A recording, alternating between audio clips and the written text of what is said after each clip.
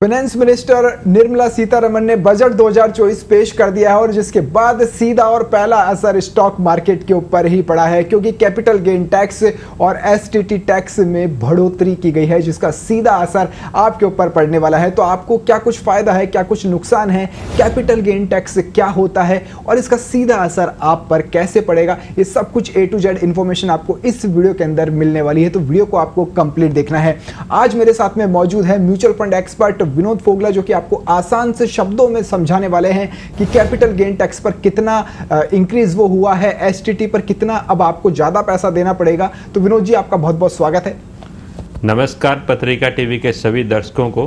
Capital gain होता क्या है, क्योंकि दो तरह के होते हैं, शॉर्ट टर्म और लॉन्ग टर्म। दोनों के अंदर कितना कितना इंक्रीज, अब ज्यादा पैसा लोगों को देना पड़ेगा जो एक आम आदमी से सीधा जुड़ा हुआ है। तो इन दोनों को आप बारीकी से समझाएं। वैलिड सवाल है राहुल जी आपका कि कैपिटल गेन में इस बजट के अंदर टैक्सेशन में बढ़ोतरी हुई है। तो सबसे पहले अपने समझते हैं कि कैपिटल गेन होता क्या है। जो इक्विटी म्यूचुअल फंड या डायरेक्ट इक्विटी या प्रॉपर्टी में जो मुनाफा होता है उसको कैपिटल गेन बोलते हैं, प्रॉफिट ना बोल करके। और इसमें शॉर्ट टर्म कैपिटल गेन और लॉन्ग टर्म कैपिटल गेन दो तरीके के होते हैं। अब अगर मैं इक्विटी, डायरेक्ट इक्विटी यानी शेयर या डायरेक्ट म्यूचुअल फंड या म्यूचुअल फंड की अगर मैं बात करता हूं तो उसमें एक साल के अंदर अंदर जो मुनाफा होता है उसको शॉर्ट टर्म कैपिटल गेन बोलते हैं और एक साल के बाद जो मुनाफा होता है उसको लॉन्ग टर्म कैपिटल गेन बोलते हैं।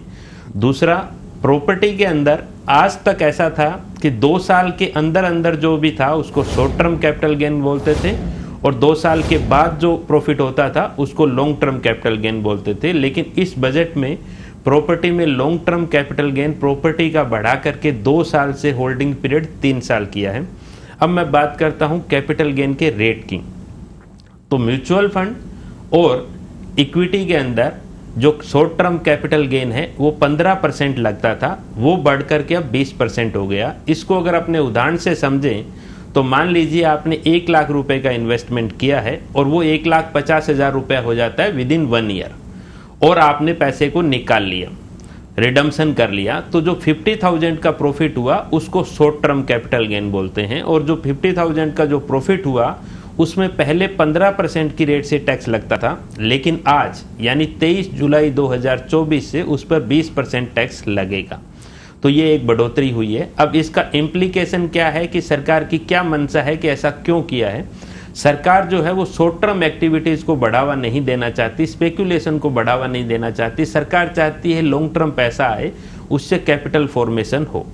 दूसरा बदलाव जो किया है लॉन्ग टर्म कैपिटल गेन में किया है। लॉन्ग टर्म कैपिटल गेन में म्यूचुअल फंड या इक्विटी के अंदर ऐसा था कि 1 लाख रुपए तक का मुनाफा ईयरली टैक्स फ्री था, उससे ऊपर के मुनाफे पर 10% टैक्स लगता था, चाहे आप 20% के टैक्स स्लैब में आ रहे हो या 30% के टैक्स स्लैब में आ रहे हो।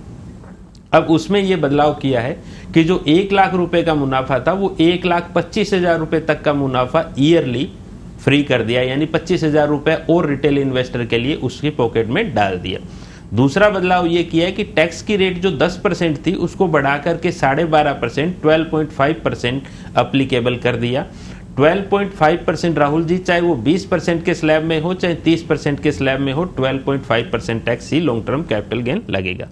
लेकिन यहां पर एक प्रॉपर्टी में बड़ा बदलाव किया है। प्रॉपर्टी में क्या होता था कि पहले 2 साल के बाद जो भी मुनाफा होता था उस पर 20% टैक्स लगता था महंगाई को घटाने के बाद। महंगाई को घटाने के बाद यानी इंडेक्सेशन बेनिफिट के बाद। अब जो इंडेक्सेशन का बेनिफिट है उसको हटा दिया है और उसमें क्या किया है कि फ्लैट आपको जो है 12.5% का रेट देना है। इसको अगर अपने उदाहरण से समझें तो अगर फर्ज कीजिए आपने 50 लाख रुपए की प्रॉपर्टी 2014 में कोई खरीदी, आज उसकी कीमत है 1,20,00,000 रुपया, तो आपको 70 लाख का प्रॉफिट हुआ ओवरऑल। इसको बोलते हैं कैपिटल गेन। लेकिन सरकार ये कहती है कि महंगाई को एडजस्ट करने के बाद या महंगाई को घटाने के बाद आपकी जो 50 लाख रुपए की प्रॉपर्टी खरीदी थी वो इन्फ्लेशन एडजस्टमेंट करने के बाद 1 करोड़ रुपए की हो जाती। तो एक्चुअल में आपका प्रॉफिट 70 लाख न होकर के मात्र 20 लाख बचा और उस पर 20% टैक्स देना होता था। अब उसमें क्या बदलाव किया है कि आपको पूरे 70 लाख पे 70 लाख रुपए पर ही 12.5% टैक्स देना है। तो इसका इम्प्लीकेशन ये होगा एंड यूजर में कि जिसको रहने के लिए मकान लेना है, एंड यूजर है, वो तो लेगा ही चाहे कोई भी भाव हो, लेकिन जो इन्वेस्टर थे प्रॉपर्टी मार्केट में वो शायद धीरे धीरे ग्रेजुअली कम होते जाएंगे, ऑलरेडी कम हो रहे हैं और कम होते जाएंगे। तो ये कैपिटल गेन में एक बदलाव हुआ है। अल्टीमेटली गवर्नमेंट की मंशा ये है कि लॉन्ग टर्म इन्वेस्टमेंट किया जाए, कैपिटल फॉर्मेशन में किया जाए, ऐसी एसेट्स क्लास में इन्वेस्टमेंट किया जाए जो कि प्रोडक्टिव है।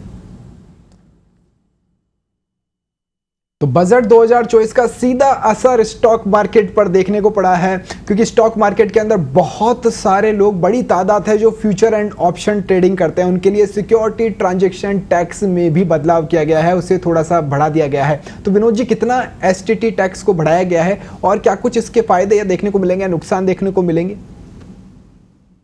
Rahul ji, security transaction tax जो है वो पहले 1.25 पैसा लगता था, यानी 1 करोड़ के ऊपर 1250 रुपया टैक्स लगता था, उसको बढ़ा के 2 पैसा कर दिया है, यानी अब 1 करोड़ पे 2000 रुपया टैक्स लगेगा।